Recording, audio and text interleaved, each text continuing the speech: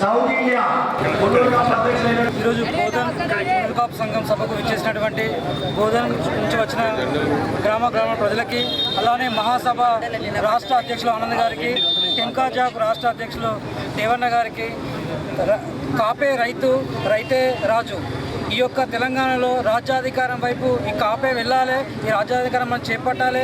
అలానే మున్నూరు కాపుకు ప్రత్యేక కార్పొరేషన్తో ఈ గవర్నమెంట్ ప్రకటించాలి. 1000 కోట్ల ఫండ్తో నిధులతో మనం బీద మున్నూరు కాపులకి వాళ్ళ యొక్క డెవలప్మెంట్ కోసము ప్రతి ఒక్క మున్నూరు కాపు పాటుపడాలని నేను ఒక సభలో తెలియజేస్తున్నాను.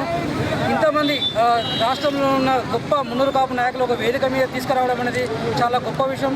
ఈరోజు కార్యక్రమానికి ఇచ్చేసినటువంటి పద్మశ్రీ, మన కులంలో పుట్టి ఒక పద్మశ్రీ అవార్డు పొందినటువంటి ఎక్క యాదిరి గారు కూడా ఈ సభకు విచ్చేస్తున్నారు.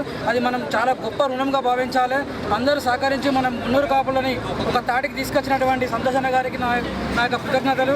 అలానే మనందరము మన సత్తా చాటుతూ ముందుకెళ్తూ ఈ రాజ్యాధికారం మనదే, ఈ తెలంగాణ మనదే అన్నట్టు ముందుకెళ్ళి కాపే రైతే రాజ్యము, ఈ రాజ్యంలో మనమే ముఖ్యమంత్రి అన్నట్టుగా ముందుకు వెళ్ళాలని కోరుతూ నేను ఈ అవకాశం నేను